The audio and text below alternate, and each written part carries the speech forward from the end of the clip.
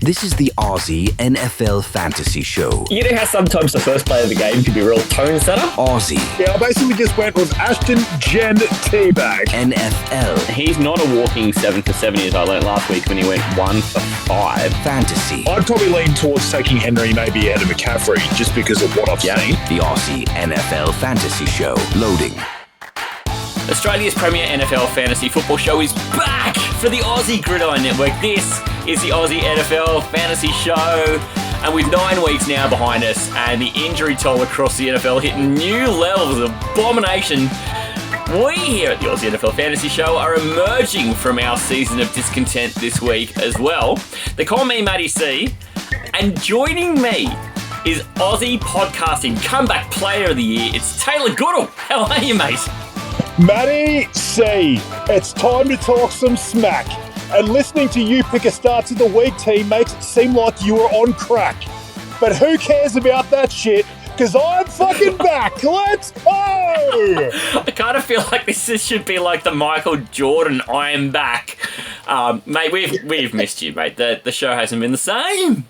Don't worry, I've already superimposed my head on Michael Jordan saying I'm back in the socials today, so keep an eye out for that, anyone. But, mate, absolutely stoked to be back. I just want to say off the bat before, you sort of mentioned or anything, I just want to say a huge thank you to everyone that was reaching out to me. Obviously, I just sort of took some personal time away from the pod for a few weeks, and I just want to say a huge thank you to you, Matty C, for holding the fort while I was gone. I sort of threw you under the bus a little bit like a day before a recording 3 weeks ago, and you had to sort of scramble to find people, and it was just something that I just sort of had to do in my own personal life, just to sort of take a look at my work sort of balance, with everything in fantasy, and I just needed that little bit of a time just to sort of get my head straight. So thank you so much for doing that, mate. And honestly, the amount of people, whether it was Supercoach people or just people obviously in our group reaching out to me, it was honestly really humbling, mate. So thank you to everyone for that. But I'm absolutely stoked to be back in, and the push in fantasy for the rest of the season. I'm here for it, so let's go. Mate, and I've been saying this too, just not just on the pod, but around circles too, is like we are so blessed that in the time that, you're away for a couple of weeks and absolutely needed the time, but just how fast were people to be like, mate, I'll contribute, I'll help. And we got some great contributions from guys like Kev, who was very fast to hop in, and I mean, he's a terrific find for Australian NFL fantasy as a community, and he's a wonderful person to be in a position to come and share his views. Ian from G'day Gridiron came and joined us. We also had contributions too from Isaac, and we were just so blessed to have so many folks just go, mate, I'm here. And the great thing is that while they were able to give it a bash, mate, it's not the same. It's not the same. The show definitely kind of misses some pizzazz that it's hard to describe. But you realise the difference without having Tay around compared to when Tay's around. So it's great to have you back, mate, and the whole network is richer for it. Thanks, mate. And definitely a huge shout out to Kev, because I sort of reached out to him on that Tuesday, and he took the bull by the horns, and he took it with open arms, and he constantly checked in on me, and he knew. He knew sometimes that we all just sort of need a break from things, and he stepped in without a moment's notice, and he did absolutely amazing. So huge thank you to Kev for doing that, and obviously the other guys that came on during my absence to keep the show going. I'm super thankful for that. We had a Mark Downey sighting, for fuck's sake. Like, that's... We did. and Dynasty Mark is so bad. As a listener, having not heard Dynasty Mark for a little while, how did you find that take? Because, I mean, I was so pleased to have him on. He's like a brother to me. We grew up in the same town, and our families interlinked a lot when we were growing up. And any excuse to spend some time with my brother, Marky Mark. But how did you find that as a listener, having not heard him on the podcast for some time? Oh, getting to hear the soothing sounds of Mark Downey, it was absolutely amazing. And like you said, we've tried to get him on a few times in the last couple of years. It's just always been hard to sort of fit in his schedule. He's changed jobs, and he's doing wonders in his work life. So it's his great family for needs him, it. and he's done great. But Yeah.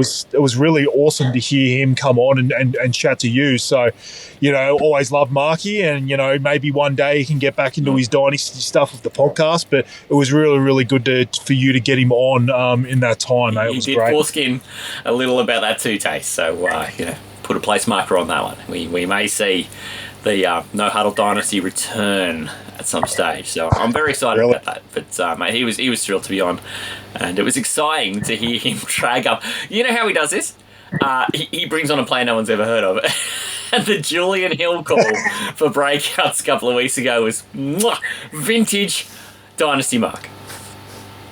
Yeah, he's going like 5-6 layers deep. He's taking the backup water boy, like putting him in starts of the week or something. It's just such a marked out. He's the best. So thank you to everyone who firstly joined us and helped us through the period where we were tailor deficient, but now we are no longer in that conundrum. But also thank you for everyone who sent messages of support through me or to Taylor directly, and for everyone who has stuck with us through this weird period of uncertainty, because, mate, we are on for this run home now. Mate, we have been trying to continue to give updates on... I mean, we've been fortunate. We've had people who have been in the Gold League. I'm in the Red and the Green League. But, mate, we haven't heard from the Blue League. So what I wanted to do this week is just, mate, we've got updates on the other leagues week to week. We haven't had one from the Blue League for a little time. It's one of those things where Kev or Ian or myself aren't in those leagues, so it's difficult for us to give an update on them. Now you're back. You happy to give us a little bit of a catch-up on what's going on in the Blue League, mate? Absolutely, mate. Definitely had at least one person in the group chat of that league sort of mentioned that, they've been listening to the podcast and hadn't heard anything about the Blue League, Right. which you just mentioned makes sense given that I'm the only one of us in that league. So with me not there, obviously weren't able to give Apologies, updates. So everyone. Apologies. Good timing. No, it's all good. Like, obviously with me back, I can give a bit of an update on that league. So at the moment... I won last week. I actually fell to 3-5, but I won last week and I'm 4-5. And it's a funny situation where I'm sitting in 6th, but I'm kind of like planted in a pretty decent position to make the playoffs, because 7th, obviously sitting just outside the playoffs at the moment, is actually a full win behind me. And well, they have around the same points for, so it really is only one win. But it's funny how even at 4-5, I somehow have a win break over 7th. So it's actually not a bad position for me at the moment. I'll give a shout out to Fat Watts. He's still in first, so he's 8-1. He's on a 5-game winning streak at the moment, and he is absolutely killing it in terms of points for. Just a shout out, I'm on 1,243 points scored. He's at 1,509. He is absolutely fucking dominating the regular season. So huge shout out to Fat Watts. 9 weeks. Yeah. It's insane. Like, he's had an absolute mammoth year so far. So hopefully, for his sake, he can keep it going, and hopefully, he can get second to me in the grand final. Next is Team Cooper Maker. He was actually the one that mentioned that we hadn't done any mentions of the Blue League. So he's coming in second. He's 6-3. Well, again, to shout out how dominant Fat Watts has been. He's got 1,280 points and he's second. So it just shows how dominant that Fat Watts has been. Just to round out other guys that are in. So we've got Team Will Murph, 03. He's sitting in third. Our boy Connor Wilson, who's a friend of the podcast. Panthers. Let's go. He's sitting in fourth. And then we have another Panthers fan in Team Vangeli Panthers, who's coming in place. So a couple of Panthers, a bit of Panthers flavour in the top 6. But, yeah, obviously, very tight run league. I, as commissioner, had to oust two players a couple of weeks ago. Basically had a request from one of the people within the league saying, hey, these two guys, it's been a while. They aren't setting their lineups. Can't have that. Just kind of shit. Can't have that. And so I gave them a bit of a rev up, didn't hear anything back, and ousted them. And one of the guys in the league had a couple of guys that were listening to our podcast and were ready to go. And I reached out to them and got them straight in the league. So it's been a bit of a controversy with ousting mid-season.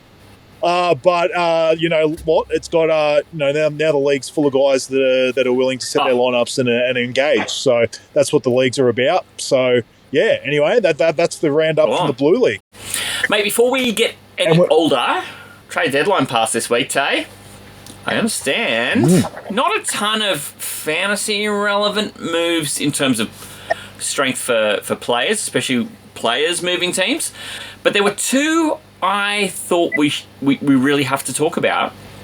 I don't really care about seeing AD Mitchell, who the Colts hated, move to the Jets. I don't think the Jets are going to play him much. But the ones I thought were interesting was that we saw Rashid Shaheed, who's been a fine receiver for the New Orleans Saints, move to Seattle. What do you make of this? Is this noteworthy?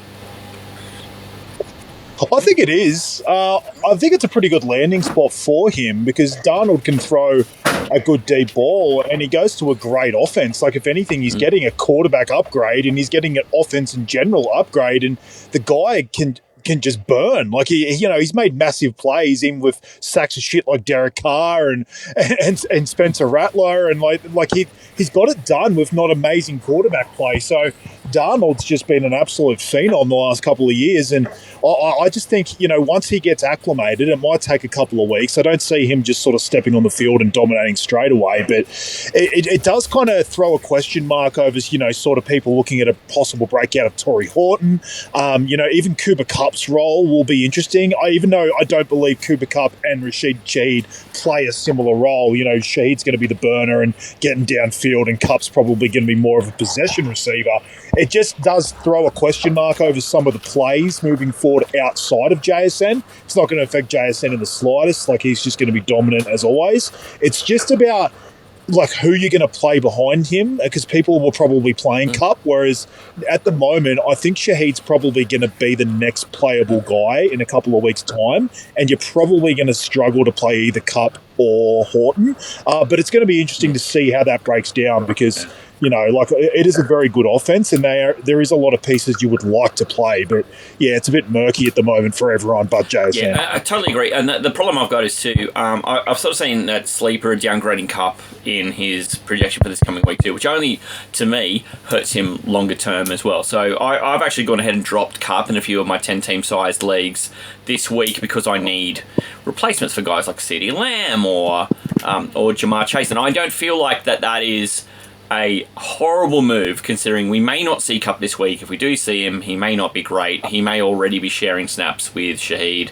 and Torrey Horton. So I don't mind that. I think it's a good football move right now for Seattle, but I think ultimately it will be a good fantasy move for Shaheed, who was already not being started in more than about 35-40% of leagues at his high water mark. But this could be an opportunity for him to become really fantasy relevant as the season burns on, because I think Seattle have real...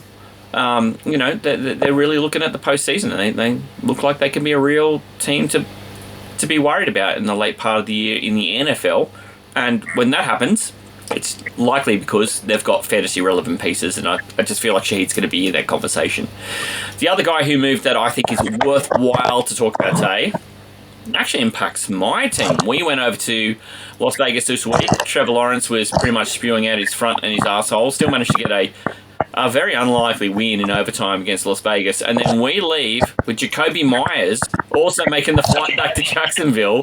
I'm not upset about this because Travis Hunter has gone to the IR. We're not sure when he's going to return. Brian Thomas has not been fantastic. He's also been a little limped. And, mate, I'm not sure that Parker Washington, De'Ami Brown are going to be enough on their own. So, in terms of just a guy who's going to immediately take some volume, I kind of like Jacoby Myers from next week. Not so much this week. What did you think? I liked it. Like you said, Hunter's gone.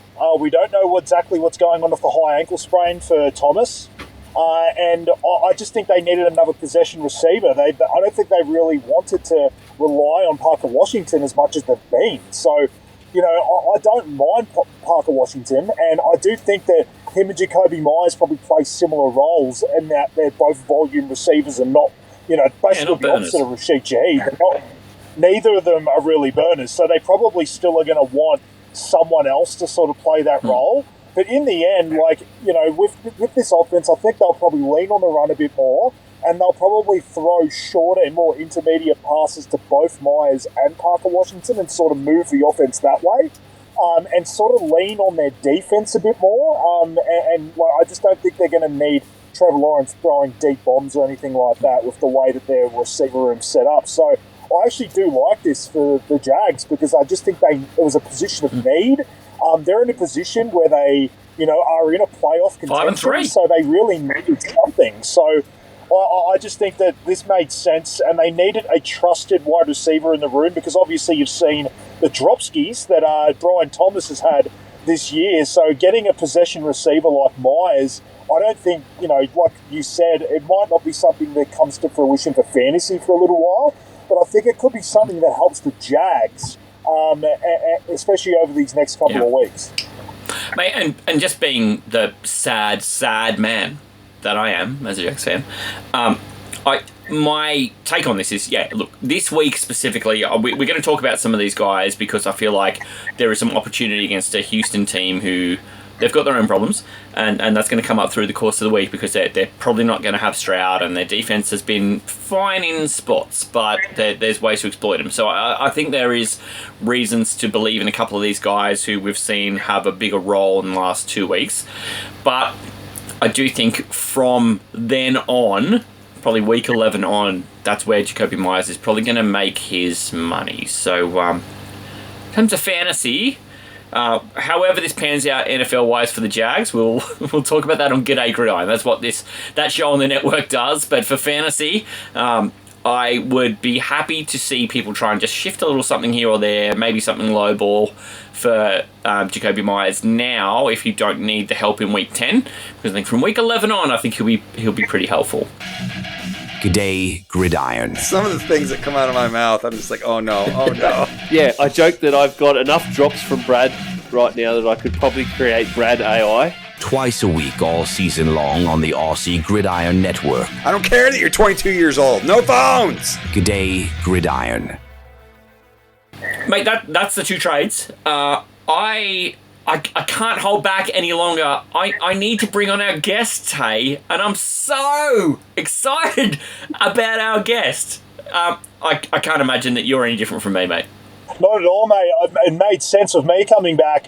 I thought, why not bring, you know, someone that I've known for a long time in my life, and he's been a huge supporter of our podcast for a long time. He's always been asking us a lot of questions, and, you know, someone who's sort of grown in his passion for NFL fantasy more and more every season. And we had some amazing chats with him last year, and why wouldn't we bring him on again in the regular season? So welcome, Courtney Ward. Thanks, boys. Pleasure to be here. I've made some promises this week that I will not get you mixed up with former West Indian fastballer Courtney Walsh. I made that mistake twice last year with social media posts. I'm so sorry. I've been called worse in my life, so that's more than fine. If only Courtney Walsh was as good a fantasy football analyst as you are, mate. Well, I think Tay alluded to it then. I had a very low baseline when I started. I feel as though I hit you guys up with all these questions, and I'm starting to get there. I did all this research this year, and it hasn't bared any fruits with all the injuries. So maybe 1 year I'll get there and can get a trophy or some silverware, but I don't think it'll be this year. Man, the injuries. We're talking in the green room about every sport in Australia and abroad, but we spoke a lot about injuries, mate. You, in particular, were saying you've got leagues where got IR spots, but there's just so many spots on rosters where you just can't even play guys. Yeah, I think I'm probably similar to you both. I guess we sort of have our own guys we go for, and I think this year it's definitely hurt me. Like, I've got Hampton in a lot of leagues, Scatterbo, Mike Evans, we all like. Obviously, I had a lot of Joe Burrow, and that obviously hurts him, but also I've got Jamar Chase in some league, hurts that. Malik Neighbours, Ricky Pearsall, the list goes on. I know everyone gets injuries, but yeah, it's very hard to win when you don't have your best players on the field, and especially if they're long term. And there's like a number of leagues where my bench is just full of IR guys. Like, I know I've just dropped Mike Evans recently because he's probably not going to come back. But then a lot of these other ones, you're like, you have to hold Hampton.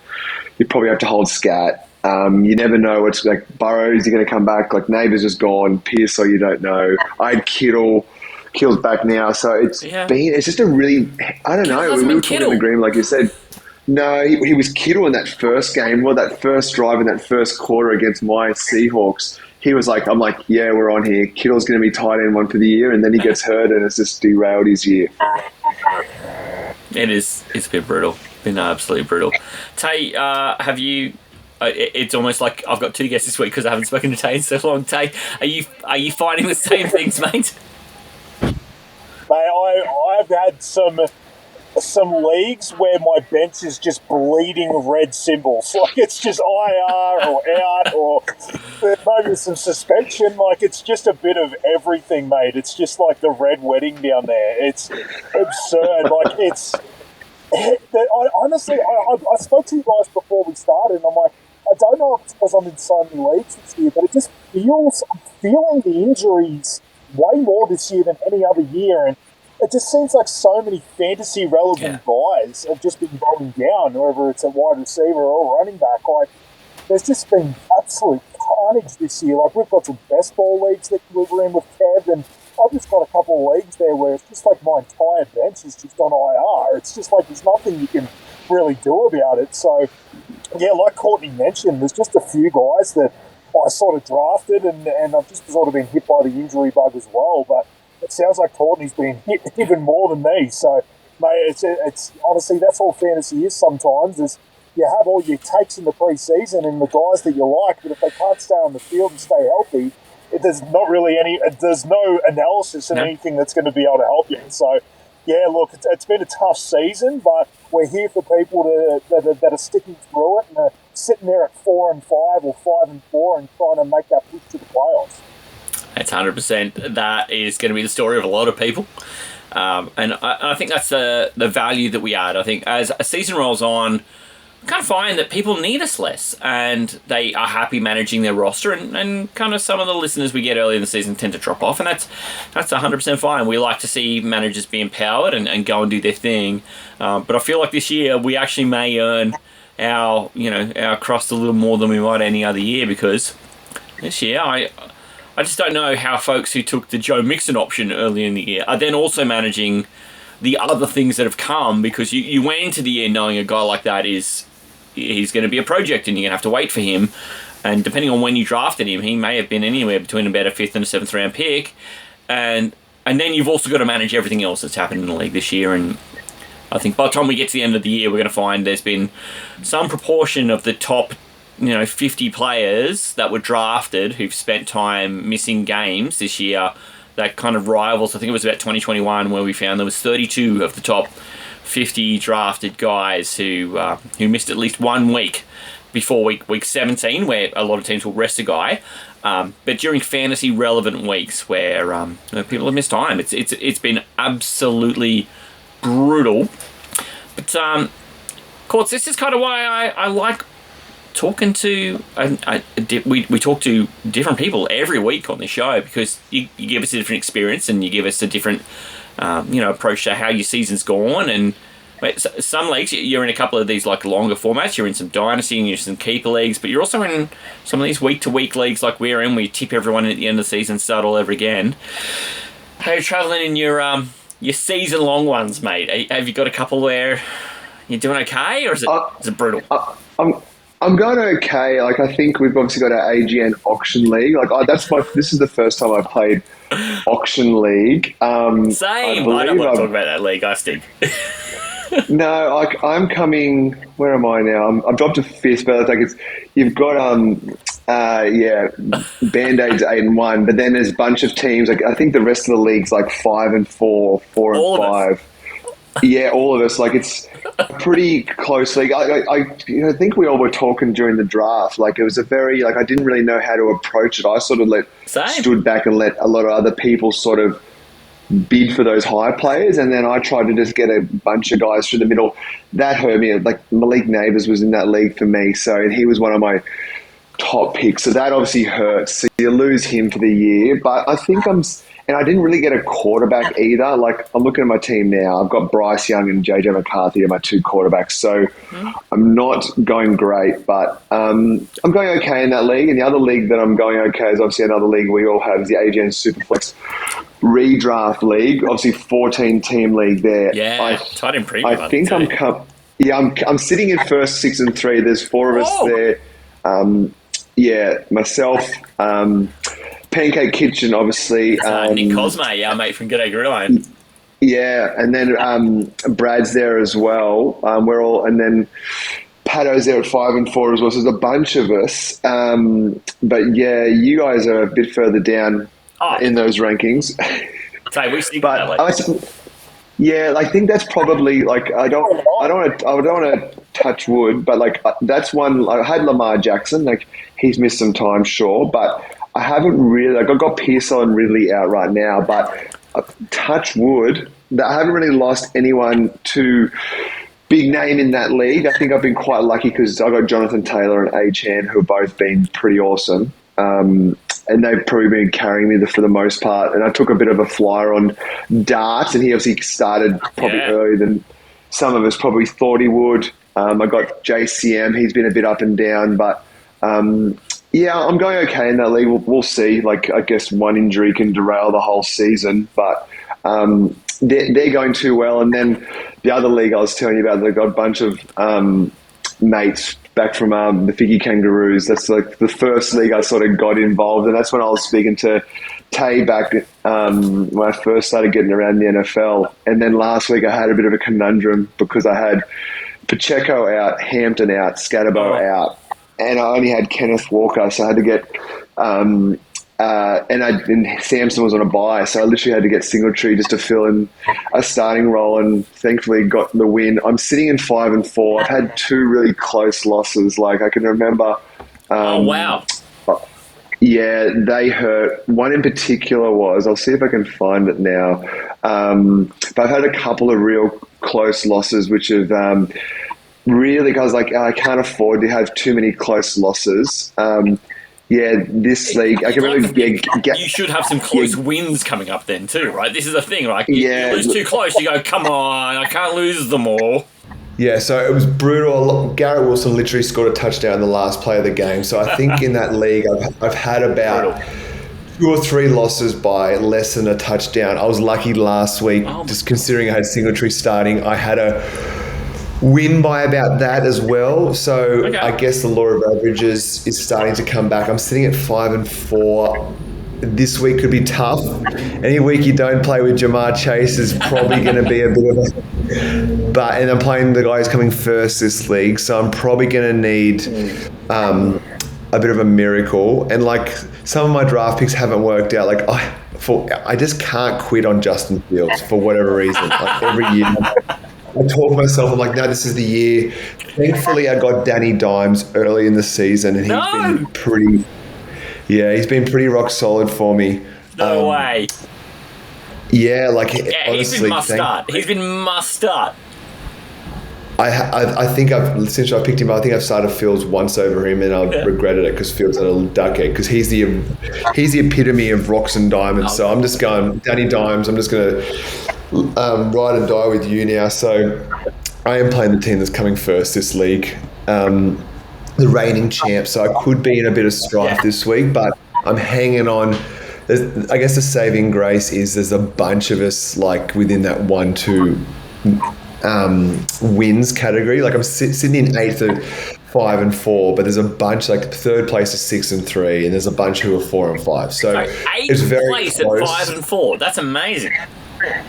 Yeah, like it's just so close. Everyone just beats everyone, and it all depends, like you said, with like injuries. But obviously, when you get your buys, like it's just if you have like 3 or 4 starters together on the same week having a buy, like you just chalk it up. You're like probably can't win, and you can try and work the waivers. Yeah, you can try and work the waivers, but it just there's only so much you can do. You roll out like Darnell Mooney and you go, what if he has long touchdown? And then he doesn't. You go, well, I was going to lose anyway. But if he did, you know. Yeah, that's what I'm hoping. I picked up Trey Tucker. Trey Tucker in that league. Good call. Yeah. just because like you guys just talked about earlier, obviously Jacoby's left. I know that Brock Bowers is feasting, but I'm just like, someone else has to catch some ball. So I'm hoping it's Trey Tucker, but I feel like, and Tay always makes the mickey out of me for this as well. Like, I get enamored with tight ends as well. Like, I've literally got Juwan Johnson, Kincaid, and Mason Taylor on this team. And three tight ends. Yeah, and I was looking at picking up Luke Musgrave as well. God, what's the matter with you? Slap yourself from both cheeks. I know, like this.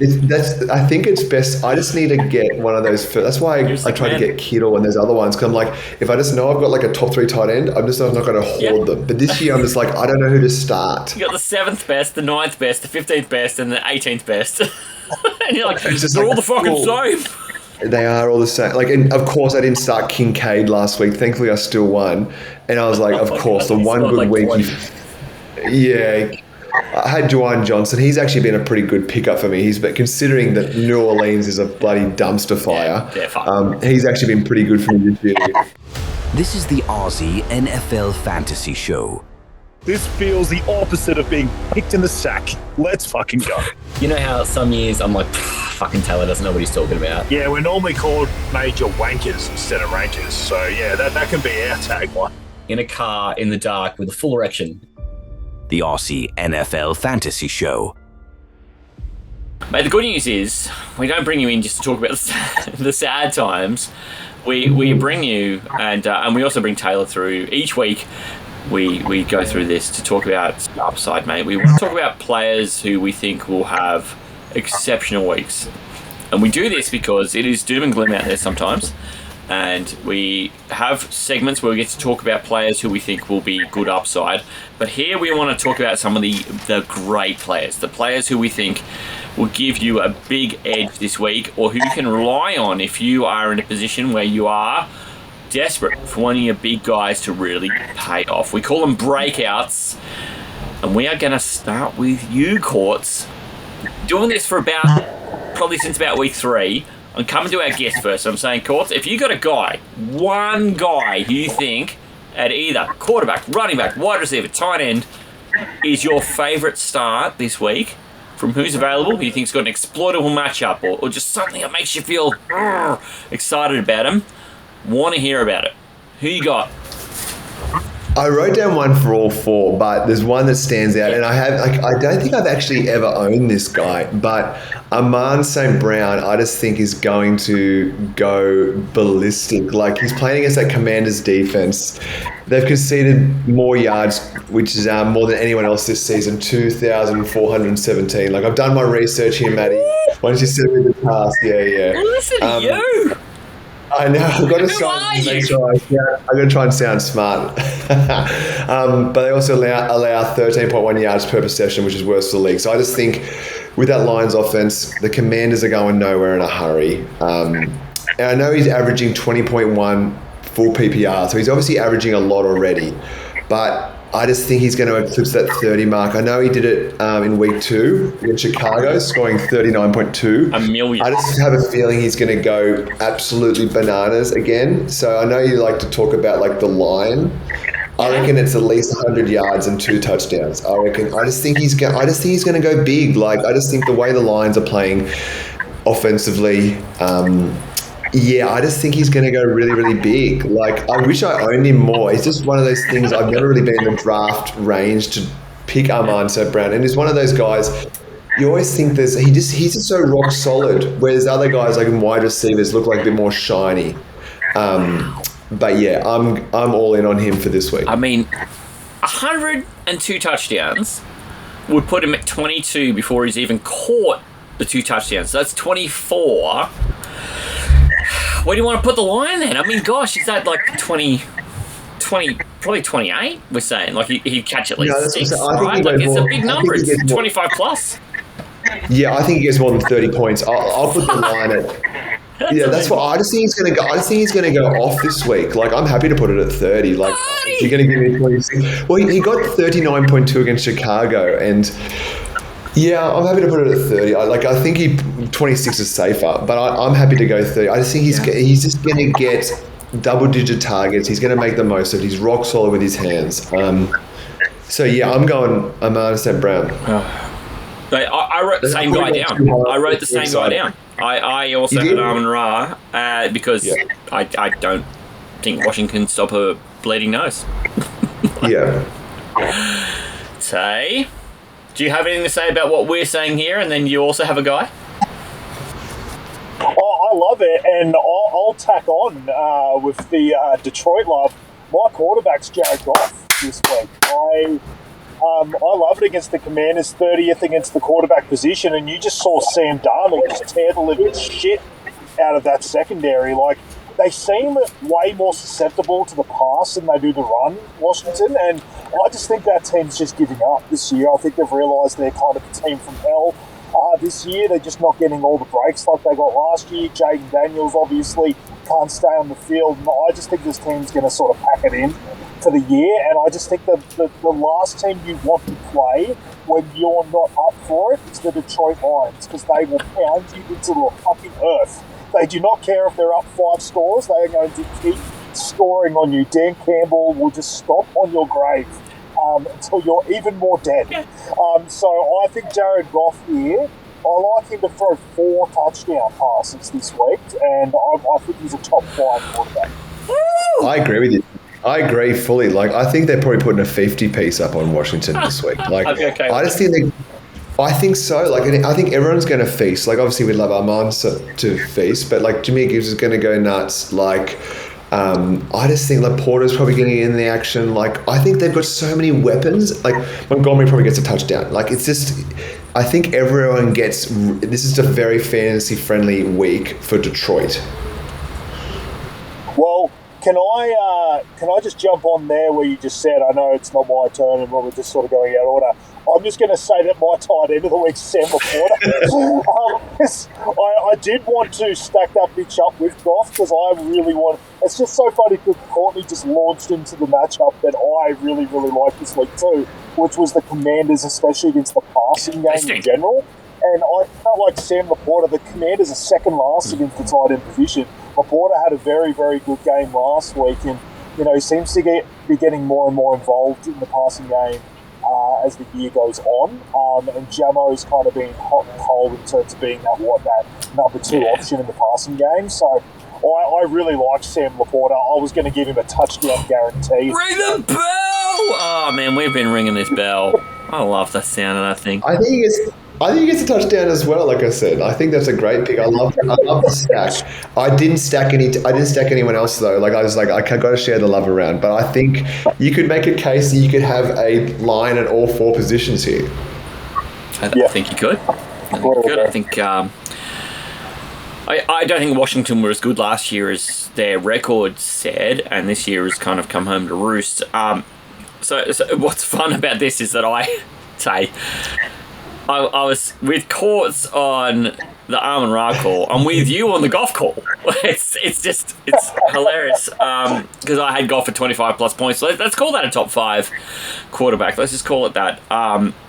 So I'm happy with that line. It's just funny then because so between the 3 of us, 2 of us have got Amon Ra and 2 of us have got Goff, and then you've also got Laporta. So it's just like we're just air raiding this Washington team. And the line safety, I like them coming off a loss as well. I just feel like Dan Campbell's going to have them up so in this pissed, game. doesn't he? I don't think it's a look-ahead game for them. I think they're going to look at it and go, well, we just got, our asses, they can get their asses kicked at home against the Vikings. Well, the Vikings did lead for a lot of that game, and JJ McCarthy kind of came in and took their lunch money on their home field. So I feel like they're going to be up for this one against Washington, and I think they're going to get in front and they're just going to keep destroying them. So I really, really like the Lions' assets this week. And Dan Campbell doesn't care if he's beating you by 3 or beating you by 33. He just continues to kick you in the teeth, and all fantasy managers love that. Hey, Courts, just while we're on the tight end spot, have you got a tight end specifically? I do, and he was pretty hot last week, had his career best week, so I went for Colson Loveland this week. I just think had a best game of his career, 6 receptions, 118 yards with 2 touchdowns. I just think against a really poor Giants defense, who's obviously 6th most passing yards conceded this year, I just think he's going to feast. I think he's had we've been thinking for the last couple of weeks, is this the breakout game? It's been like coming. It happened. And I just think the floodgates are going to happen. Like you talk about Laporta, like I think Laporta was in that rookie year, sort of hit the ground running. And then once he had that game, it was just bang. So I just think Loveland's going to be like that. Obviously, Tyler Warren's been like that from the beginning of the season. So, and I think like you take away last week, obviously that's an anomaly for Loveland, but I think he's going to be really good. This week he averaged 7.5 points this year, largely due from that 29.8 last week. So I just think he's going to get double-digit scoring this week.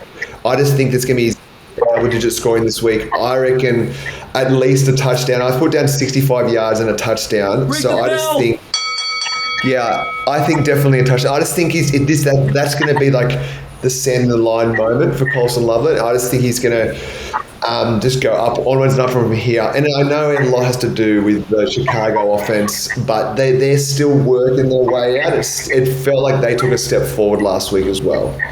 There's a lot of points. At tight end, I can't go past McBride. Seattle are softer in the middle than they are anywhere else on the defense. And Courts, you're shriveling your face up. But if I'm going to attack Seattle anyway, I can't run against you.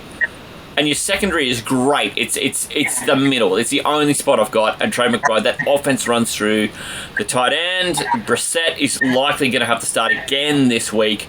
And he was pretty keen to feed Trey McBride, so I'm going to lean on Trey McBride, and I'm going to go with him for 15 plus points at tight end. And even you, I don't think, can tell me to fuck off.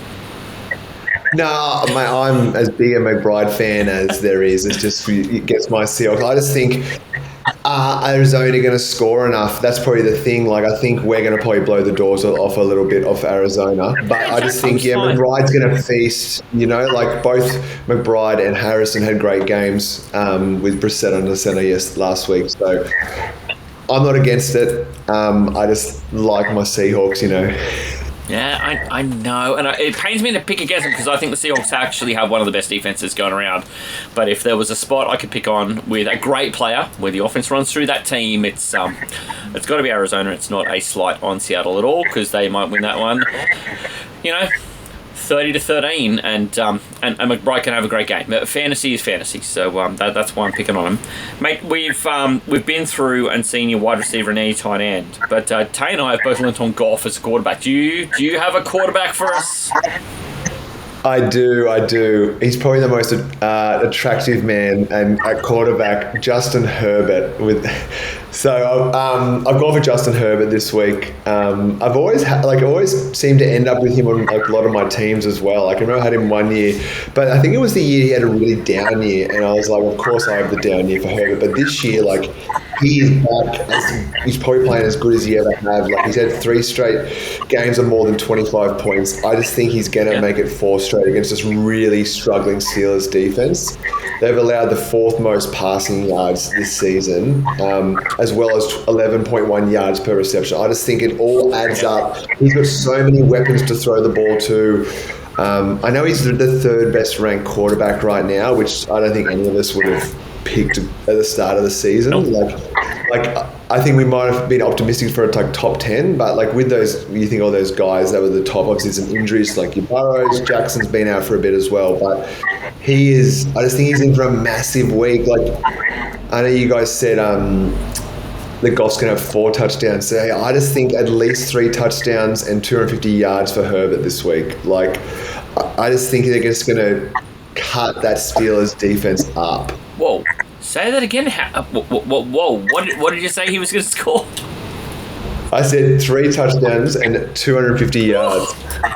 I hope so. They lost Joe Alt, their first-round pick from last year, for the season this week, but then they immediately went out and made a trade to replace that. So he's hoping that's helpful because, I reckon I probably spoke to about 12 people after the Joe Alt injury happened to say, mate, that makes it tough for a lot of offensive position players on that Chargers team, and immediately then through the day today they've gone out and done something to address it. So fingers crossed, right? That will come up because if Herbert can stay upright, he's throwing the pill and he's running. That's the thing. He's always. I was just about to say that. I don't know if you guys realise that Justin Herbert's literally leading the league in quarterback rushing yards. He's ahead of every other quarterback so far. It's just crazy because Fields is a guy. It's huge for Jackson's a guy.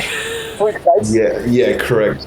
Baseline in fantasy has helped so much by that rushing, work that he's getting this year. Because a problem in other years is that the team in general has been good at rushing the ball, and Herbert hasn't always been needed to be used, especially with Harbaugh as coach. And this year it's like when he's got that rushing baseline of 30 or 40 yards. I know it's only 3 or 4 points, but it just gives him that baseline where even if he's throwing one touchdown, he's still getting himself to like 15, 16 points, and it makes such a difference. So it sucks that he's losing all this offensive line talent, but the fact he's getting out and rushing the ball, it's really, really helping him in fantasy this year. And the fact he's got like such good passing options like Lad McConkey, Quinton Johnson, Keenan Allen, Gadsden, like that, you never know which one it's going to be each week. But the fact is that all 4 are there for Justin Herbert, and it just helps him so much. They could all go off, absolutely. Like, he's always been a great passer. Like, he broke all these records when he first came in the NFL.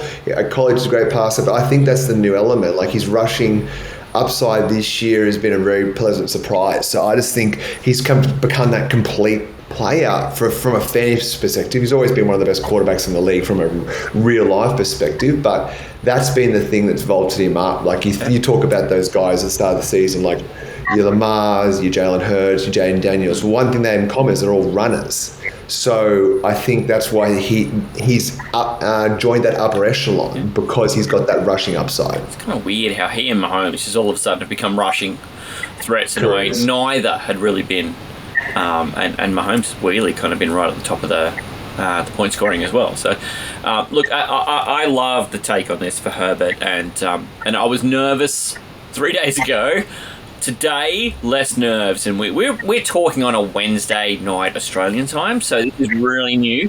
News about the movement that made for offensive line. So, by the time this is coming out on a Friday, we're expecting that people will have had some time to digest this. But this is kind of new news to us for context.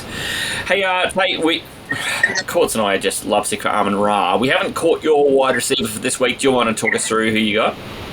So I'm going to take someone coming off bye, and there's still a lot of question marks around pretty much every other receiver on this guy's team, and he's just been my absolute breakout star this year. I've got so many shares of him, and it's someone who I just think moving forward is just going to just keep going to the moon. It's Emeka Egbuka up against the Pats, and the reason I really like him in this matchup specifically is the Pats are amazing against running backs. Like they haven't led.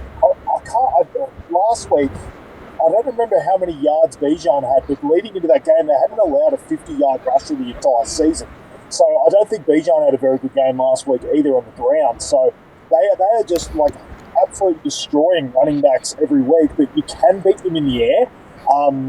Even Christian Gonzalez even got beaten pretty easily by London, so I'm not exactly worried about their secondary. So I think the Pats are 22nd against the wide receiver position in fantasy. So I think Egbuka being the clear wide receiver 1 this week. Chris Godwin might come back, but I think he's going to take a while to get acclimated even back.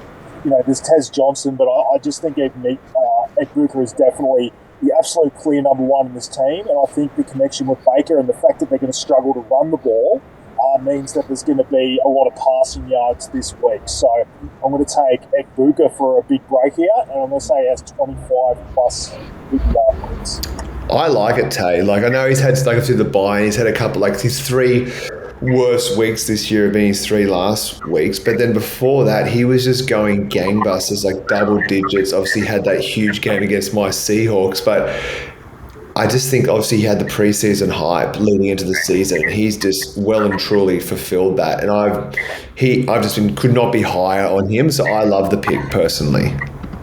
He copped an injury in that lead up too, and I think he kind of kept playing through it. Remember, there was a game against the Lions where it was expected that he wasn't going to play, and then all of a sudden he did, and it was a surprise. And I don't think he was fully healthy, so I think the bye came at a perfect time for him to get healthy and sort of clear up whatever that sort of injury was. So that gives me even more reason to believe that he's set up for success in the second half of the year, because I think he's been given a bye at the exact right time. Yeah, I just think he's ranked the 13th best. I think that inevitably he probably ends up as a top 10 wide receiver this year. I just think if he is fully fit and this break's done him a good, I just think he is just going to catapult and just be really, really strong, especially as obviously Mike Evans is probably not coming back this year.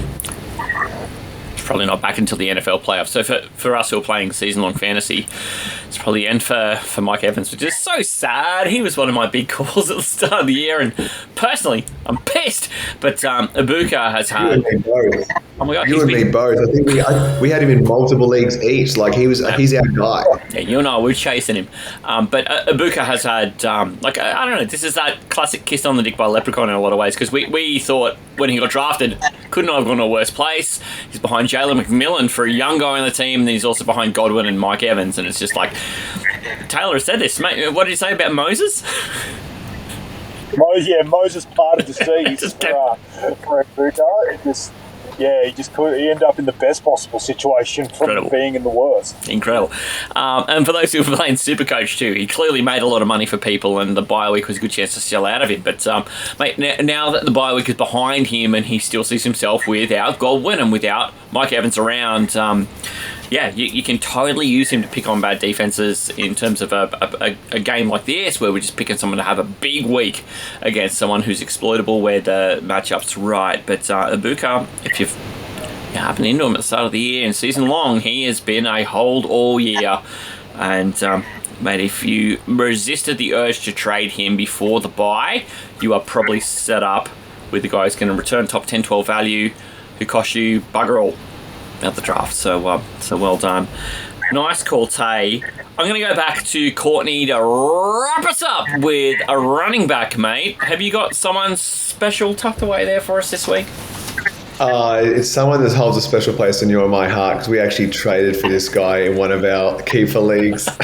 You know exactly who I'm talking about. I've gone for James Cook. I just think he's playing against the third worst defense against the rush in Miami this week. Like, I just think he's just going to be in for a huge day. I know, like, you look against Carolina in round 8, he had 216 yards and 2 touchdowns. I just think it's going to be really similar. Like, he's averaging 19 points a game. Like, that's great. Like, he's right up there in terms of running back ratings. But I just think he's had 2 games of 26 plus. I just think he's going to make that 3. I just think, 26 plus this week, fantasy points. So I said ballpark 200 yards and 2 touchdowns. So I think Miami's, like, when you talk about one of those teams, is probably not going anywhere in a hurry, like we talked about before with Washington. I just think they're one of those teams as well, and I just think the Bills are just going up, and Miami is just not. So I think James Cook is going to feast this week.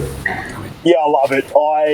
I almost had him as well. I ended up picking someone else, but love the matchup. It just screams James Cook game, honestly. I honestly had this thought process that he was going to have 200 yards this week. I just think he's going to run a buck on Miami. I think the Bills are going to lead the whole way, so they're going to lean on the run.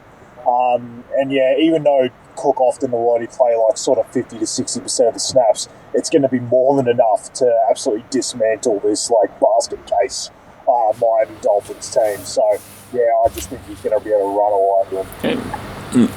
Playing portions of the snaps doesn't seem to really impact him a lot. They put him on the field for the snaps that matter.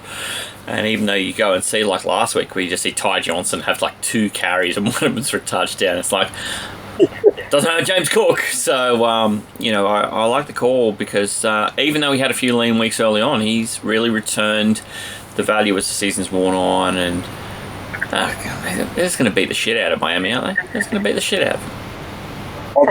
I'm still in 4 guillotine leagues, and I've definitely got Cook in at least 2. So I'm definitely hoping for him to have a good game. It's early season where you didn't need him to be doing the murdering, but now later in the season you do need him to do the murdering, and he's doing it. 26.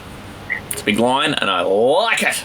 Courts with his testes out in the wheelbarrow, dragging him around Randy Marsh style from South Park. I love it. Come on, Tay.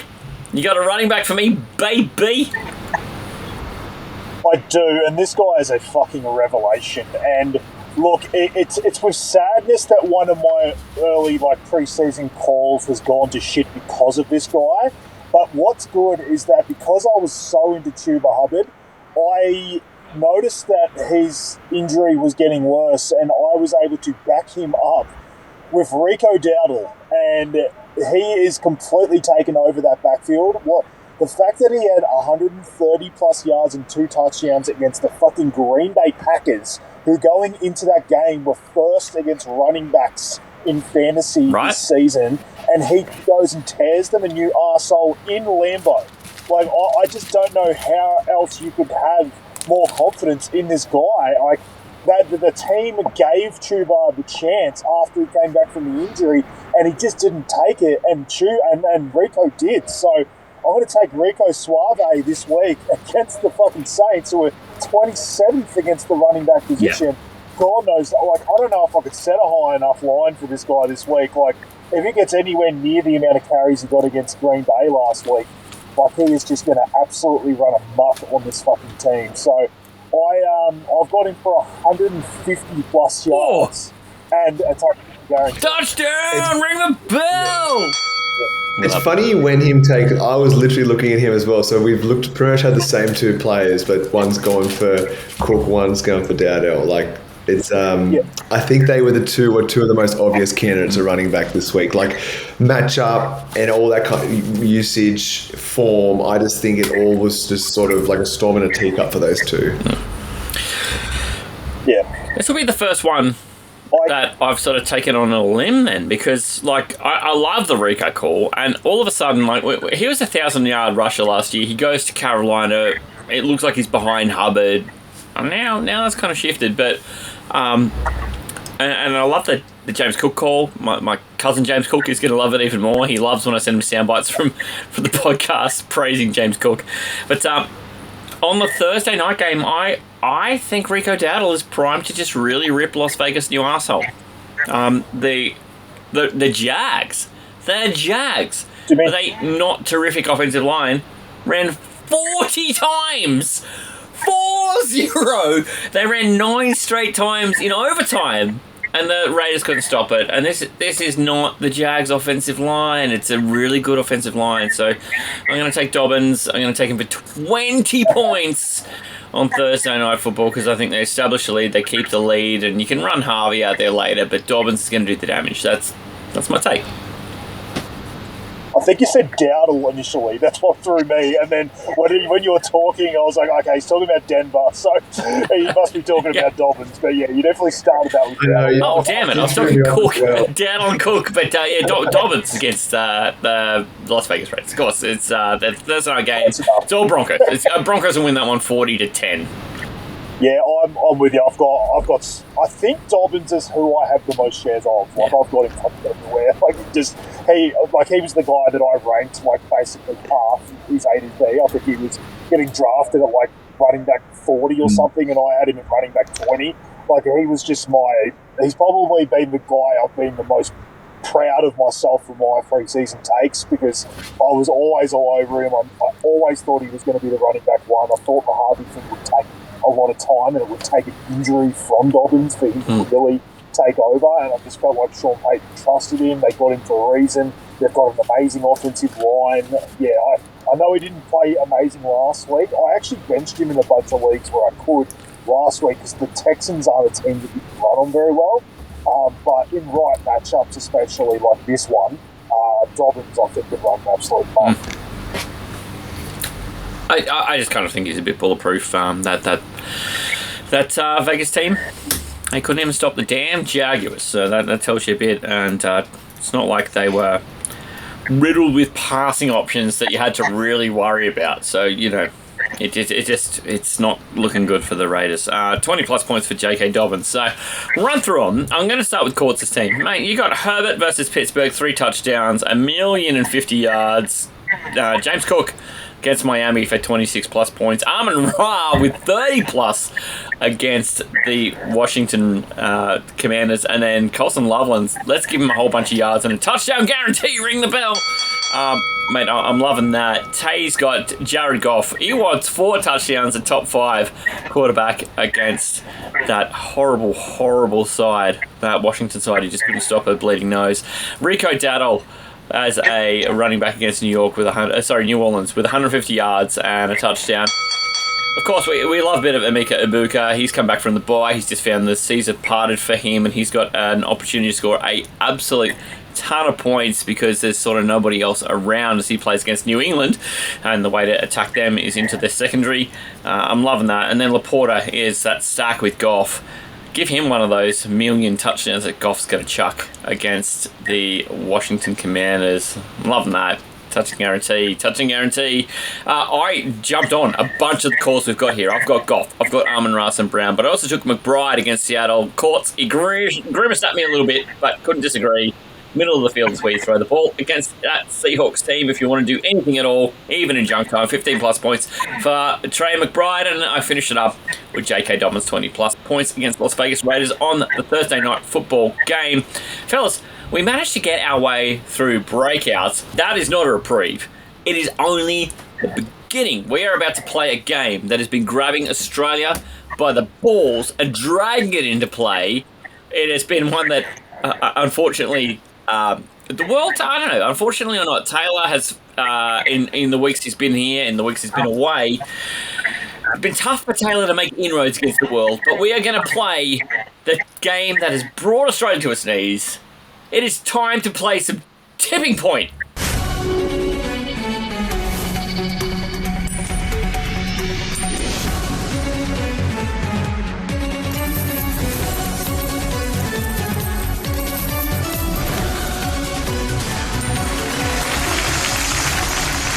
And mate, I gotta tell ya, this week just gone by with Tipping Point, it was the closest we've had for some time.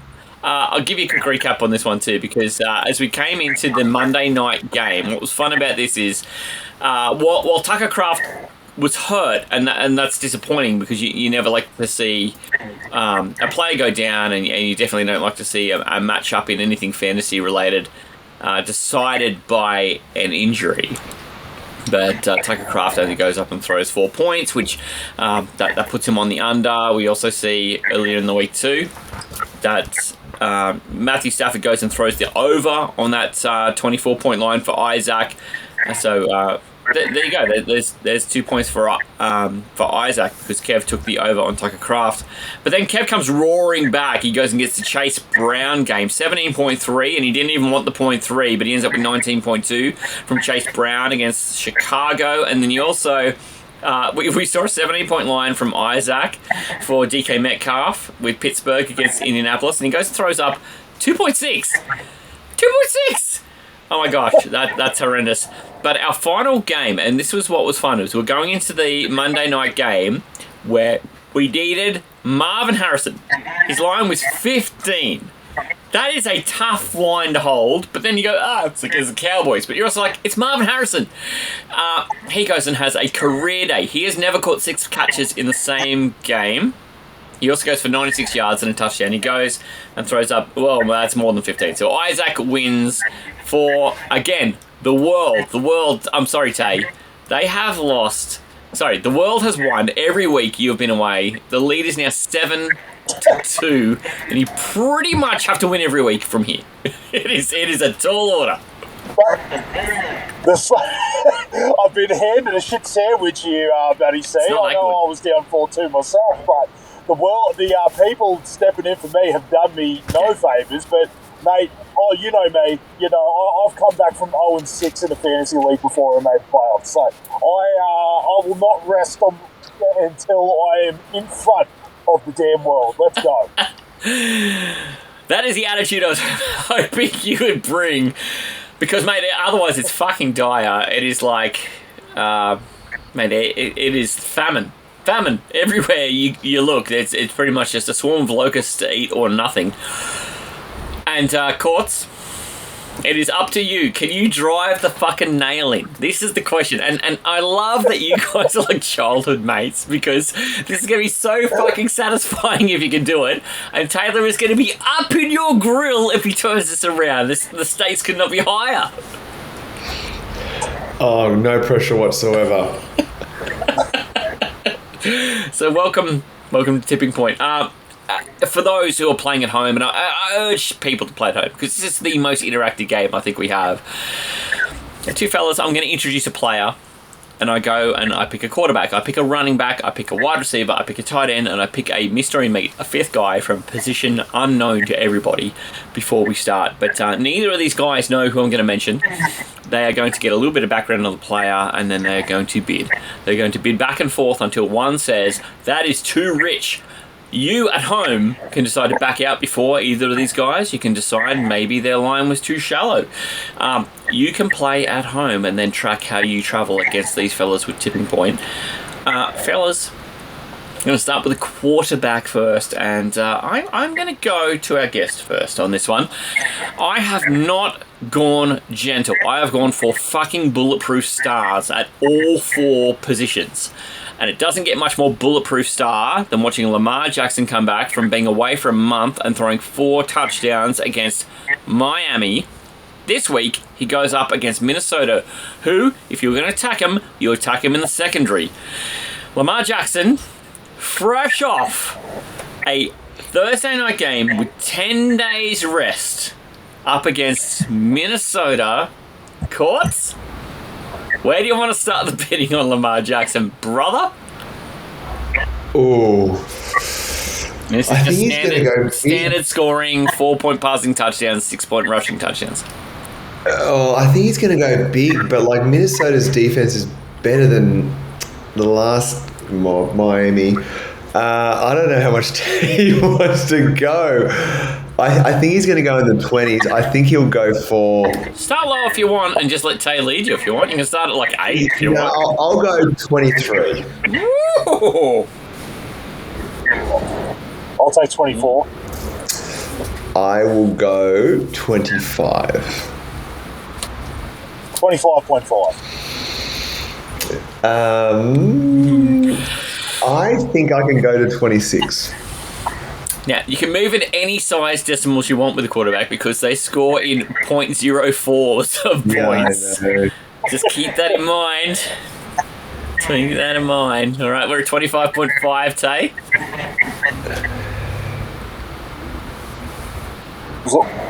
Did he go to I went to 26? 26. We're at 26. Okay, we're at 26. You're at 26. I'm going to take under. I'm happy to have Lamar at 26. That's good because I've got him in one of my fantasy leagues we talked about before. So I'm just going to ride and die with Lamar this week. Just 26 on the 4-point passing touchdowns is, even for Lamar, can be high. Like just because he's not rushing in a lot of touchdowns, so I'm not thinking he's going to get 6. And I don't know. I've got a feeling this could be a Henry game. So yeah, look, I love Lamar. And I just got a feel that maybe 26 is a little high, but he could, if anyone's going to smash it, it's fine. Yeah, I just think like what Matty said, I think he's had a 10-day break. He's going to come in fresh. I think they're sort of trying to get a bit of a roll on. I just think, and I'm never going to back against Lamar Jackson. So I think I've learned a couple of times there's certain players you don't back against, and Lamar Jackson falls in that category, so I'm happy with 26. He's got a ton of this guy. I think I've actually got him in both the Aussie NFL Fantasy listener leagues as well, so I God, I could use 26 plus courts. I'm hoping. Yeah, me too. I'm hoping. And in terms of passing yards, you need 300 to get 12 points, and then 3 passing touchdowns gets you another 12. So then you need also a little bit with his legs. But Yeah, I think he's going to scramble. I think he'll run a bit. Fresh legs. Obviously he's going to pass a lot. He's got some good options, and I hope Derrick Henry doesn't take too much away. But I think he'll scramble a bit. It's kind of one of those things where you can have 300 yards, you can see 100 yards rushing, there's 400 total yards, you can see everybody eating. So it'd just be one of those things where it would just be interesting to see how it washes out. So 26 is the line. Courts has taken 26 and up. Everything under 26 for Taylor. What's he projected for? I love saying this each week. He's projected for 23.25. Ooh. But this is it. You're going for... The thing is, I'm not bringing up quarterback 17 on the year and asking you to go over on. I'm bringing up a guy who was legitimately probably robbed of the MVP last year. So, and he's come back from injury, but he's looking sharp. Well, I'm looking at his scores now. He's had a 29, a 26, a 27, a 10, obviously, when he gets injured, and then 25. So when he plays and he's fit, he goes big. I'm hoping. I'm just touch wood. Touch wood. I'm with you, Courts. Let's hope Taylor sucks another egg here. I'm going to go to Tay while he's sucking an egg and just see what he thinks about this one, because I'm bringing up another big name. Another big name. A fella who's had some really big days last week. Not one of them. Bijan Robinson has been fantastic. He was drafted really high by a lot of people, and he has really produced a lot of what you would have expected. He's going up against an Indianapolis team who were humbled a bit last week. They've made some moves this week, but they're secondary moves. They're not central and they're not line. Mate, they went and picked up Sauce Gardner. It's probably not going to impact the way they run the ball, but Bijan Robinson with Indiana this week, he's been pretty good. I just kind of want to see where you will start the bidding on him, because he's top 5 running back no matter how you spell it. I started at 16. Yeah, the matchup's tough. And like you talk about, Indiana weren't great last week. I think they're probably going to respond a bit. I still think he gets more than 16, so I'll go 16.5. Ooh, half point. I'll go to 17. Is it just going to end up me being overs for everyone? Mate, Tay is very pessimistic this year. I love Bijan, but at Indiana really worries me. I'll go up another 0.5. That's fine. Okay. 17.5.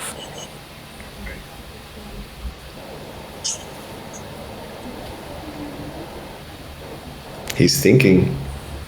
I'm thinking. Give me 18. You can do it.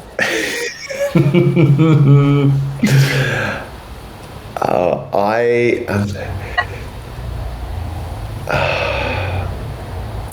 go 18.5. I'll go 18.5. Oh, this is great. Yeah, good to see. I'm going to take under. I'm going to go under 18.4. There's a bit of a trend happening here, Tay. I don't know why I'm pessimistic. It's been so weird for Bijan. He had that game against fucking Buffalo where he absolutely tore shreds off them. But to be fair, Atlanta in general look like world beaters at that game. And then all of a sudden, since then, they've just barely used Bijan, and they've been so shit. Like, I just don't understand what's going on with the play calling. It's an absolute disaster. Yeah, and you would have thought he would have had a big day against New England, because the secondary's horrible. Yeah, you kind of want to lean on your running back, and when you're trailing, you don't mind giving your running back a little bit of work from the backfield in the passing game either, and you just kind of, I don't know, they just kind of didn't lean on it. It was, I just think it was a bad play calling game all around for the offense. But 18.5 is below the projection on Sleeper, so Courts maybe got a bargain. 19.75 is his projection on Sleeper in a standard league this week, so you might have just got one back, even though you went over. You might be up 2-0, mate. He's hoping. Yeah. I mean, Tay is down 7-2, so does he even fucking know what he's doing? This fucking guy, whatever. This is not a segment that is up for contest this year. With me taking shots at Tay and not letting him talk before I move on to the next guy, I'm going to move on to a guy, Taylor. I don't even remember if you love this guy or not, Tay. It's been a little while. Nico Collins is playing against the Jags, but he gets probably Davis fucking Mills throwing in the ball. I don't know if this is going to be a Flacco to Jamar Chase situation, or if this is just going to be like, the same old Nico Collins, who has not been a massive factor this year. But I'm gonna lean to Courts first. I'm gonna let Courts set the first line. Set it wherever you want, man. You can set it at 4, you can set it at 22, you can put it wherever you want. But against the Jags, whose secondary has not been stellar, still missing Devin Lloyd and a couple others in that offensive line. What do you want to do, man? The quarterback issue is really concerning. I love Nico Collins. I had him, I think last year I drafted him late last year and rode him. Like, he was great. You would have killed. Yeah, it was great. I don't have much confidence. I'm going to go 12. That's a good start. I'll go 12.5. So he's shown you. He doesn't have a lot of confidence either. He's shown you, Courts. No, I know, but like, there's factors. Like, he's great. Jacksonville is not. It's just the quarterback thing is so concerning. Like, if Stroud was under center, I would be big, all in. But so would Tay. Yeah, I know. I'm happy to go 13. I think he gets at least 13. I'll go 13.5. Tay's very quick on this, whereas I'm deliberating. Give me 14.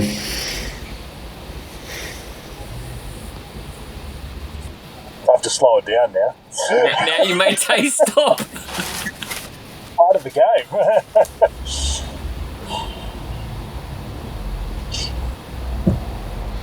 I'm going to take under. Davis Mills sucks. I don't think he has a horrendous game, because I think he's so good that he's going to probably get targets. I just don't think they're going to be of high value, even like you mentioned the Jags secondary. But I don't know. I just don't have trust that they're going to be able to move the ball. Houston's defense is awesome, so they're not really ever in shootouts. To be fair, like, remember I brought up how much I love Nico, and then a week out from the season, I got cold feet. Yeah. Matty, remember I was like, I don't know, there's something about the fact that this defense is just going to keep them in low-scoring games that I kind of backed out of my Nico love for this season. And it's kind of worked out. The low-scoring games hasn't. The not good on Nico has. Yeah, so I'm gonna go under 14. I'm super pessimistic apparently again this week, but we'll see how it Taylor goes. with 3 unders. Well, I wouldn't have gone any higher, so I think he's done well there. But I think that's okay. Like, if that's a pretty average week for Nico Collins. We just the quarterbacks is just garbage. God. 14.1. Do you reckon you would have been out, Courts? I don't know, maybe. It's Matty C you making a bid. Do I go 14.1? Just I don't know. It's pretty close, but I don't know if I would have gone any higher. I just have the question. I just have faith in Nico Collins. I really like him. He's just a great receiver. I watch my Jags defense every week. I don't mind 14.1. This is yeah. He is projected in Sleeper for 15.75 as well. So there's a little bit of, hey, if the odds makers are pretty keen on it too, then I don't mind. And Tay, you and I are probably the most realistic fantasy analysts about the teams that we are also, we call home in terms of Jags and Tennessee. I think big fans of those teams actually helps us be really grounded as fantasy analysts. Yeah, 100%. And like I've said, that even though I had preseason takes on Nico, I'm never scared to overturn my own takes. Like I always have a look at games, and there's something I see that I don't believe it correlates with what I thought before the season started. I'm not scared to change. I'm not that, don't have that much of a precious ego that I can't admit I'm wrong, because I think that's where fantasy players go wrong. They have these takes going into the season, and then they hold them for so long, even though what they're saying is the opposite. And then by the time they finally are happy to accept it, it's too late. So you've really got to stay water in fantasy and play it week by week, because things change. And for me, the situation with Mills, I just don't love it for Nico, but that doesn't change the fact that I think he's an amazing receiver. Yeah, can be a great receiver in a bad situation. The example I always hear about this, Tay, and I love this, is if my pilot takes off on a 15-hour flight and he knows it's going to be clear sailing, and then all of a sudden, halfway through the flight, he finds there's going to be turbulence, and he could find a way around it if I gave him the option, I'd like to let him have the option to go around the turbulence. And I think fantasy analysts should be allowed the same thing. We're forecasting 17 weeks from the day of drafting, and you can't know everything on draft day. So, mate, I like that you and I, we will sometimes stay in the flames longer than we need to on a guy, but mate, when we recognise it's time to move, we are not scared to say, time to move, and swallow a tough pill. So I think we also do that generally pretty well, and are not sad to wipe egg off our face if we know that it means it's helping fantasy owners out there. So the Nico Collins thing, it's polarising, because 15.75 is a lot of points, and Courts has just got him for 14, so he might have got two bargains in a row. I'm going to come to you first on this one, Tay, because I feel like Courts is probably going to take a big over on this one after what happened last week. I'm going to come to you with Dalton Kincaid. I'm going to come with you with Dalton Kincaid against fucking stinky-ass Miami. And Dalton Kincaid actually, he had a pretty darn good week last week. Miami stink at everything to do with football. It's difficult getting them to pass the ball and score points. It's difficult to see them run the ball. It's difficult to see them get offensive touchdowns. And it is difficult to see them defend. Well, fuck, I reckon we could set a team of toddlers up against them and they would score a bunch of points. So what do you do with Dalton Kincaid, who has shown he is going to score points? All right, I'll set it at 9. Oof. I like that. I just like, having owned him in numerous leagues, he's just good one week, not good the next week. Like, he goes double digits, single digits, double digits, single digits. Being with a double digit last week, I just think he's going to go single digits this week. So I know it's Miami, but it just seems like it just fluctuates the targets, like, and it's just not super consistent. Like, it goes 6 to 2 to 6 to 3 to 6. So I'm nearly tempted to go the under on Dalton Kincaid. Nearly tempted. Yeah. What does that mean? I am tempted. Let's go under for 9. Yeah. You got it. That's twice that's happened. It happened to Baudo when I set the line for Ferguson at like 5, wasn't it? It was an unbelievable line for a guy who then turned out 2 weeks later to be the tight end 1 in all of fantasy forever. So, wow. I mean, and this is why I thought this was compelling, Courts, is because, like, I know Kincaid is a yo-yo, but Miami and I know. Taylor got a bargain. How high would you have gone, Tage? Would you have gone much higher? I would have probably gone a bit higher, but like in general, it's a tight end. Like, I probably wouldn't have gone much over. That's why, like, I didn't want to get stuck. I think I just didn't want to get stuck with him, because, like, I'm stuck with him in fantasy, and, like, of course I benched him last week and he goes 22. So I just know he's going to yo-yo. So that's why I was like, I'll let Tay have 1 over. I feel like this is someone who's a little bitter, Courts. Would you have gone under on anything lower? Like, if I'd set it at 7? Nah, probably not. Like, I was thinking, like, in my head, 9 was what I was looking at as well. Yeah, maybe like 8.5. I would have been tempted, maybe, but I think I didn't want to go in double digits. Like, it was 9.5. He had his line. So that was what I was thinking as well. So that's like, if Tay goes 9, if I go 9.5, like, I don't think I would have been happy with 9.5. That's why I was like, I'm just going to take the under. Yeah. Well, there you go. His line is 9. His projection on Sleeper is 9.7. Ooh. Oh, huge bar. That. Tay, I mean, after seeing what he did last week and knowing who's going up against, that's where I think you may have maybe snuck one there, and God help you, mate. You need a couple. Okay, mystery meat time. This is like the can of Spam, Tay, the salty treat that we discovered we both love. I think that's like the last thing we spoke about. It's all I can think about since we talked about it. I was like, I really do fucking like Spam. What's the matter with me? What is wrong with you, Matty C? What a great concept. The mystery mate blew the fucking doors off the barn the last time we saw him.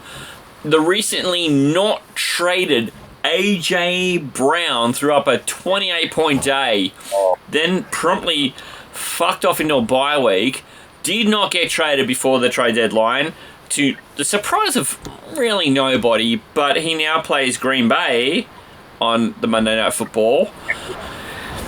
What do we believe about him? Where do you want to set a line for this one, Courts? Because we've seen his low watermark is like 1.5, and his high watermark is, Empire State Building. So where do you want to go? Yeah, God. This could go anywhere, Tay. Yeah. Fucking disaster. This is the worst. This is could be. When you said his name, I'm like, no, anyone but him. Oh man. The problem is, people let me set this segment up, and I'm a depraved maniac. Didn't he go into the bye with a niggle as well? He's got a niggle. I'm looking at it now. Like he missed it. It's got the he's got the hamstring issue. So that's going to play into it as well. Smith, by the way, from the green room. Yeah, great for my Devonta Smith. Which we were going to talk about a trade later. Anyway, AJ Brown, focus. I just think he started so slow. He's starting to come good, but the Green Bay Packers, God. Okay, I'll just go an even 10. I'm going to go 11. So just to confirm, if he doesn't play and he gets a 0, I win, right? Yes, no, it's not if he's a DFP, if he doesn't play, we void it. We had this one week with Debo, where he could have been anything because McLaurin wasn't going to play. But then Debo didn't play, so we just scored as a void. Okay, I was going to say, if he doesn't play, that's a good 0 for me. But fuck me, if he plays it as a decoy like they used to with fucking Megatron, and he gets like 19 snaps, and they just make you cover him, and then they throw him no targets, that counts. But if he doesn't play, it's void. I guess I'll go 11.5. I'll go to 12. How fast was that? Yeah, he seems pretty confident. Okay, I'll back 12.5. Last time I did that, and then I went under the next go on Nico Collins when he was like, "Oh, he's going fast." I reckon I would have got 12.1 Courts. I reckon I would have just slowed it up. I'll go to 13. I think you can have him at 13. I just think Green Bay, it's just been such a, you talk about yo-yos and inconsistency. He was a first-round pick in most leagues, if not a second, and he's just been, bar that really, really big week he had, obviously against Minnesota. I know he did pretty good against the Rams in week 3, but the rest of the season has been so underwhelming for a guy we all know. Tay, when he played for you guys before he went to the Eagles, you could see the talent was there, but it's just, I don't know if it's a Super Bowl hangover or what, but it just hasn't been his year, so I'm happy to go the unders. What's hilarious is the 13-point line for him feels the same as 6. Because I feel like he's either getting 3 or he's getting 30. Yeah. It's that's what's so crazy about him and the line. Because I'm he's either just going bombing like an 80-yard fucking touchdown and blowing the fucking doors off this like lion, or he's just getting suffocated and doing shit all. And I'm like, well, I was never going to get a line of like 5 or 6 anyway, so it's like I kind of don't mind getting that bit extra on top because he's so hit or miss anyway. Yeah, totally agree. There's no sort of in between. He's either going to go like 20 plus or like under 5, I think.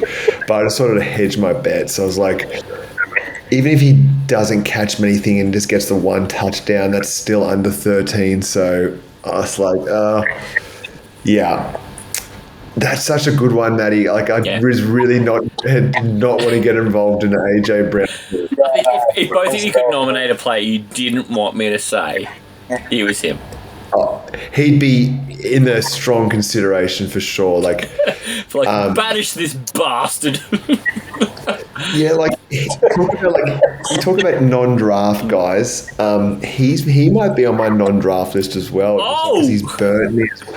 I just think because like where you got him this year and he's barbecued courts. He's done. It just inconsistent. Yeah. Oh, Cortland. I actually have Cortland Sutton. I've ended up with this in like I had him in that keeper league and traded him like for you with James Cook, Matty. But yeah. I think I got him in one other league, but yeah, I was all in last year. I was like, I am in. Like this guy's gonna be a top 5 receiver. He's been okay this year, but like last year he was on a note. Finished 12th last year, Courts. You're a tough marker. I know he came home strong, but I was so You're a mean bastard. He's a no draft list as well. I'm glad that Tay remembered that. I drafted him 37th, but he only came 12th. Like, fuck that guy. Mate, I had high expectations. Never again. I share a first name with him for the most part. Pretty much. Yeah. This is why I'm glad there's no fantasy players named Matthew. Like, it's just, there's Golden, and it's like, I'm going to change my surname to that one day. But I don't have this problem. There's a pretty good quarterback out in LA. Yeah, but he's one of 25 who are okay. Like, it's not like I'm not tripping over myself to get him. It's just like that Matty was a great name in the 80s. We're all too old now. We're all too old. Whereas Taylor and I got the 2 unisex names. Yeah. Or for the most part, if I was 10 years younger, I would have got a name like that, I reckon.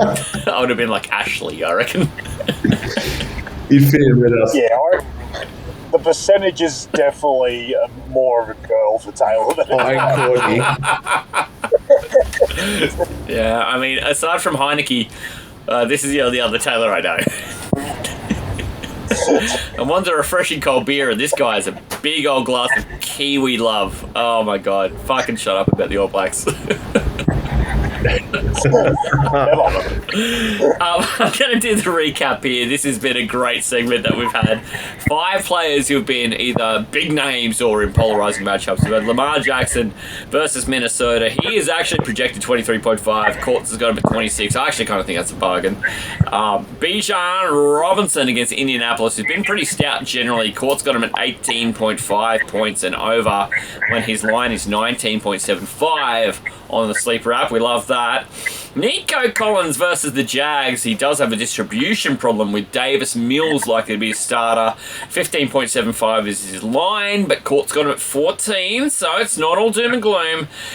Kincaid versus Miami. Dalton Kincaid scored 1,000,000 points last week. He gets a 9-point line for Taylor against his 9.7 projection on sleeper, so maybe Taylor bags a little bonus there. And then our mystery meat was AJ Brown, who is he a 3? Is he a 33? Nobody knows, but especially since he went into the bye with a little tweak in his hammy. He's going up against Green Bay on Monday, which is extra time for rest, but a 15.4 is his line on sleeper. Taylor picks him up for just 13. That is our tipping point segment for this week. Taylor currently trails in that segment 7-2 because the last time he played, he was trailing 4-2, and everybody who stepped in for him in the interim. Taylor, what's a word you would describe these people? Is it pass? Is that the word? Would you go that far? wankers, cockstains, dickheads, just you name it, Matty C. But thanks so much, guys, for stepping in. No, It's been great. thanks for not doing fucking anything. Tay, those are words you used to describe me. All of those have appeared on Christmas cards in previous years, so it's nice to see that you hold some of our guests in the same esteem as you hold me. Yeah, no, they're the nice names I call you, Matty C. I'll save the real good stuff for later. Names. I'd use those as pet names. Hey, Courts, thank you for hanging in with us for like an hour and a half on a Friday show where we covered everything. We went through all of the breakout candidates. We talked a whole bunch about how you're travelling in leagues, and mate, sadly, you had to go up against Taylor in Tipping Point and some pretty polarising stuff, but you survived, mate, and I'm thankful for it. My pleasure. It was a great fun. Always happy to talk NFL and all sports with you guys and have some laughs along the That way. green room went on, didn't it? None of that's making it to air, but we spoke for about an hour and a half about every other sport known to man. That wasn't NFL. Yeah, you're correct. We realised after an hour and a half that we're here to talk about NFL. We've talked about fucking tiddlywinks before we talked about NFL. Yeah. Mate, thank you. I'm looking forward to bringing you through on the Sunday show. One of the great things is that we do 2 shows a week, and you poor bastard, you're gonna have to come join us on the Sunday show. Generally, we try and dig into a mailbag and help an average Joe, but we also do the segment our show is known for, the start of the week, and I'm looking forward to running through that, mate. You had a crack at it last year. We have changed the game a little bit this year. You going to be ready for it, do you reckon? Ready to rock and roll, and I can't go any worse than I did last year. So We won't talk about it. That's what It you was a thought. trick or a treat, and I don't know what you brought, mate. I didn't bring much last year, Dump in a so bag. I'm looking forward to improving this year. He brought a rabbit dog. My guys. Catch up with that. If you didn't catch Courts on the show last year too, it was a Halloween show. Go back and find it. It's right here on the feed of the Aussie Gridiron Network. You can find our mates at the G'day Gridiron show. They do a midweek show, but they'll also be back tomorrow as well. If you didn't catch that show, go and catch it too, because they also preview the Thursday night football game. And also, there's going to be a little bit of a trade deadline special where Ian's bringing on Kev and Manjot. Holy shit. So go and check that out. It's all here on the feed, G'day Gridiron, midweek, and also on a Saturday.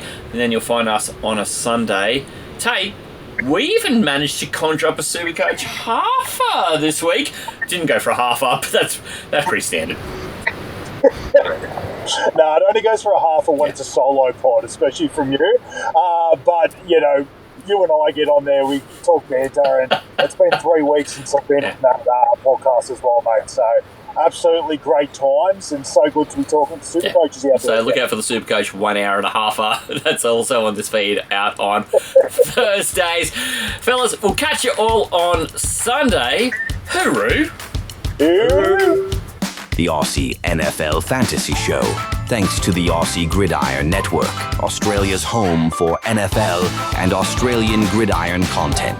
Discover everything the network has to offer, including G'day Gridiron, Pastry Press, NFL, and Aussie Gridiron Today. Buy merch and win free stuff. Visit the mothership at linktree/Aussie Gridiron Network. Hooroo!